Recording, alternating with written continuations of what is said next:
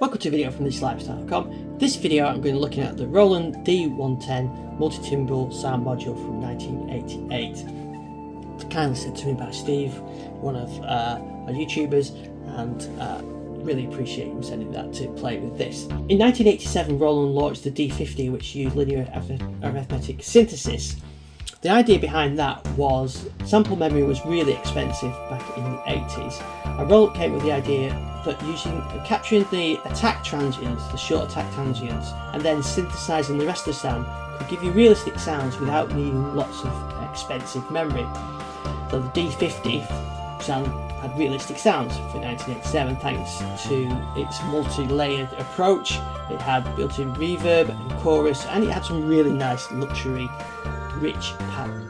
So it had some really nice rich pads on there, rich sounds. You think pizzicatos, used in lots of 80s tracks, Pow, Enya and other late 80s sounds. It's got that real clean digital sound to it, which actually sounds really nice. And it was a big change from the X7 because although this one isn't particularly easy to program, it's easier to understand than FM synthesis because you have a combination of samples and subtractive synthesis, albeit digitally, but it used that.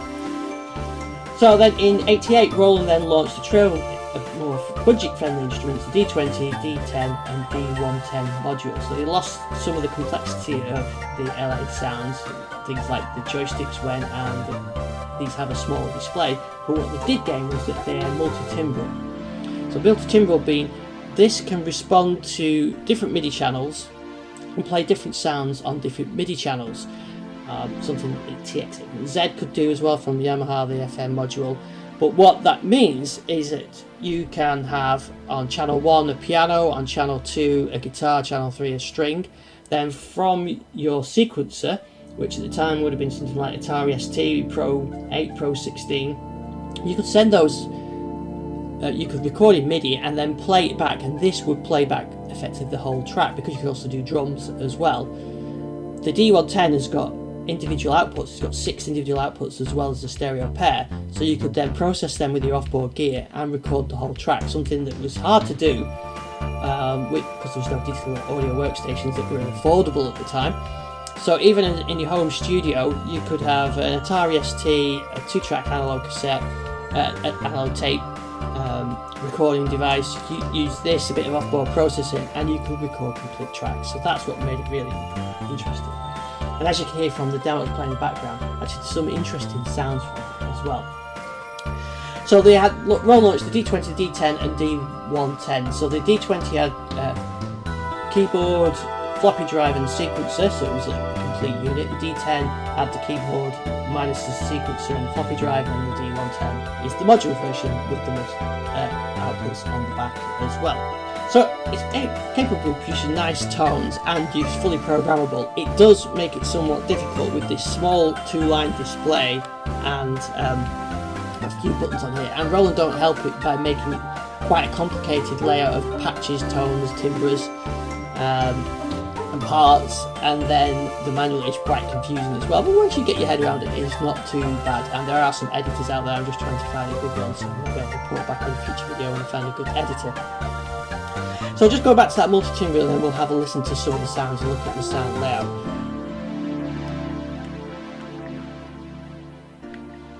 So if I go here and start playing my controller keyboard, you can see on channel 1 I've got Fantasy. But if I go to my other controller, which is set for MIDI channel 10, you can hear it's playing the drums. So that meant you could play back and then you could have the 8 parts plus the drums on there.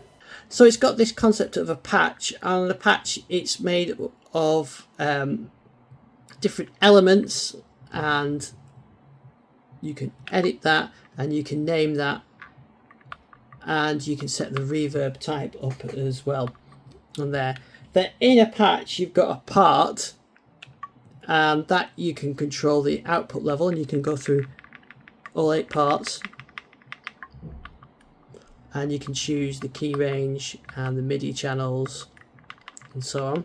I should mention as well, you might have seen as I was showing pictures before, it's got a stereo output and 6 separate outputs as well, so you can send parts through to different outputs as well, which was great for routing through different effects at the time and sort of capturing that in that all-in-one thing that I was talking about earlier on. So you've got the parts, and then you've got timbres, which are what you would think of as the synth patches. So here you can see all the patches, but what you can do, I found, is you can edit that, and then you can actually choose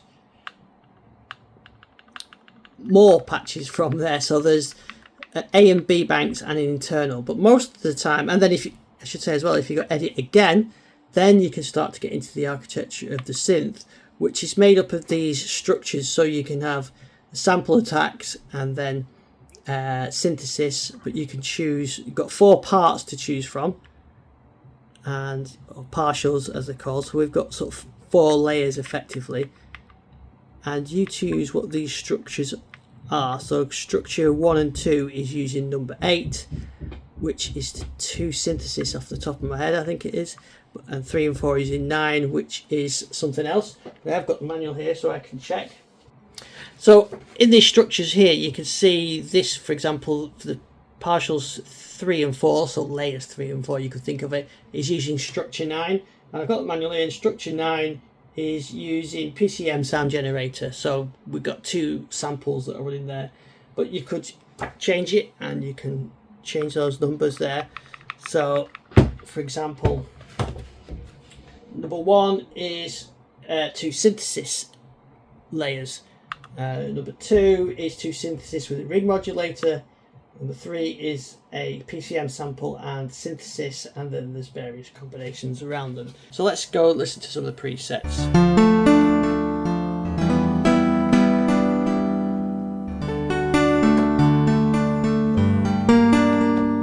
So not the best piano in the world, but quite interesting. So that's piano 1. This, like I mentioned, is one of my favourites. A nice pad sound.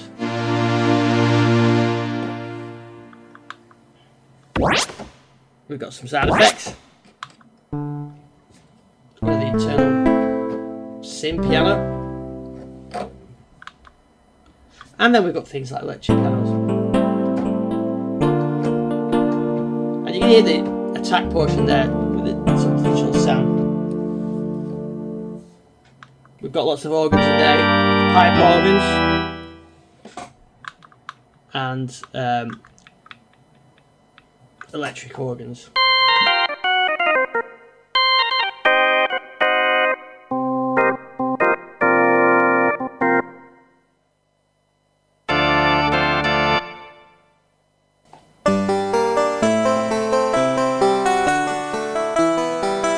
We've got harpsichords. Then you've got things like Celeste, which you can imagine layered with something else actually is quite nice.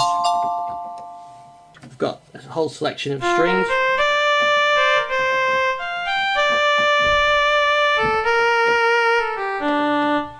Less realistic, I think, those strings.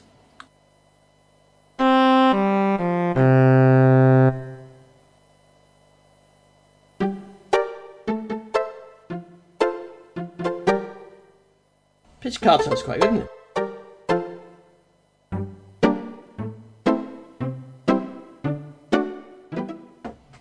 Pizzicato sounds quite nice actually.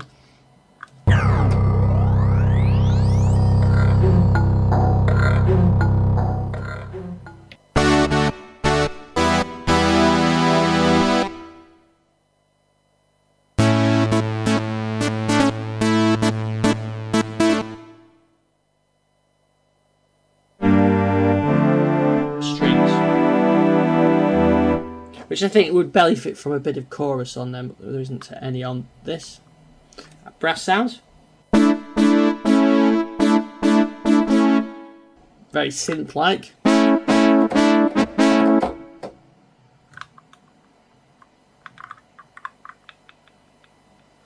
And then some samples which, some sounds which sound actually, at the time, so I always thought sounded quite realistic.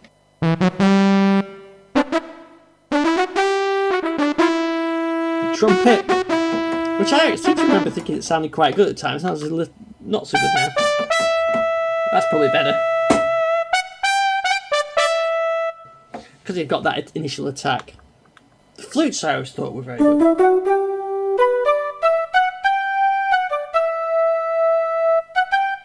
because that's using that attack sound and the synthesis.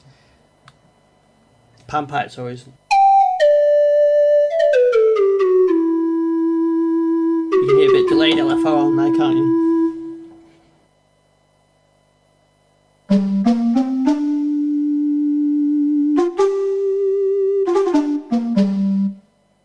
Bottle blow.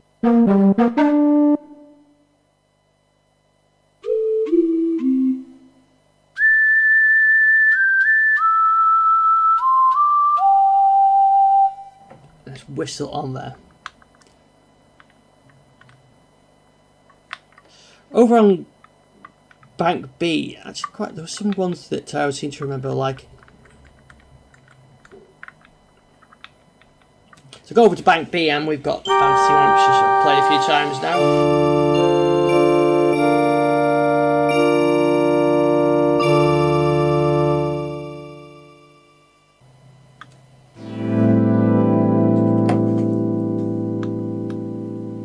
So we've got bell type sound. So we've got some nice bell type sound. It's pretty good at the bells. Nice brass sounds.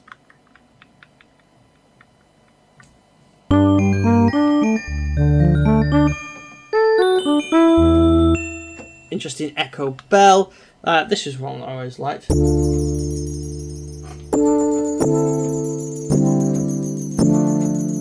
Ice rains. And a resonant bass. This is Rezo Synth.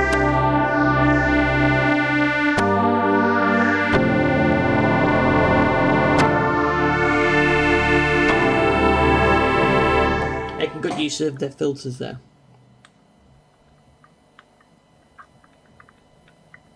And we've got loads of basses. And a few sound effects. Got some basses on there. The electric bass is quite good. I always remember the slap bass being quite good. It sounds a bit synthetic now, doesn't it? But at the time I thought it was quite good.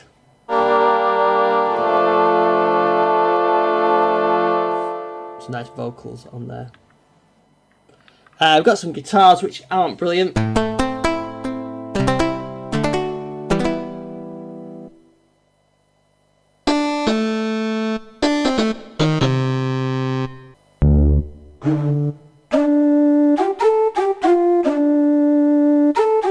Some nice, and we have got some typical synth type solos and a square and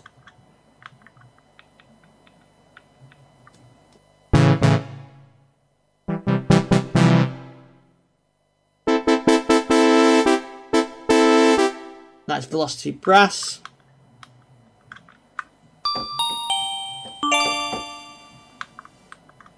I like this sort of square sound to it as to that pad.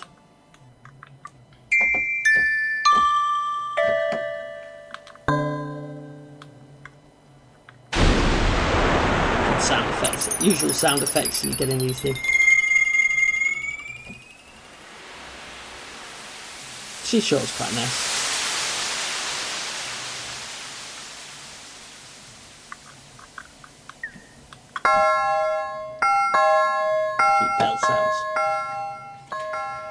There's a lot more than this, but I don't want to go through them all now. If you'd like to see a video looking at some of the presets, please let me know in the comments. If you want to look a bit more at editing, then I'll definitely do that. Maybe I'll fire an editor up and we'll have a look at doing that as well.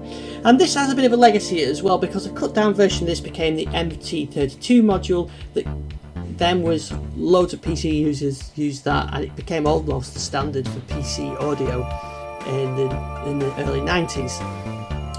Also, a lot of the sounds and some of the layouts from this synth became general MIDI as well, because Roland worked with the other MIDI manufacturers with general MIDI standard. The drums are on channel 10, which is the standard, and the layout of the drums with the kick on C and the snare on D and the clap on D sharp So that is in the D10 and the D10, D-110, D-20. So that standard already started to creep in there. And even some of the sound names like soundtrack you may see pop up on other general MIDI instruments. I think atmosphere and like the acoustic piano being part 1,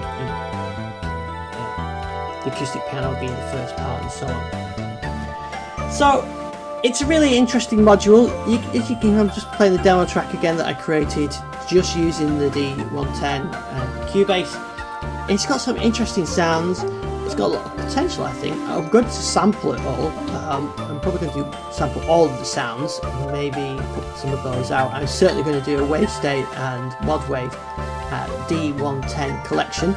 That'll be coming soon as well. So if there's anything you want to see in particular, let me know in the comments. Thanks for watching this video, and I'll see you on the next one.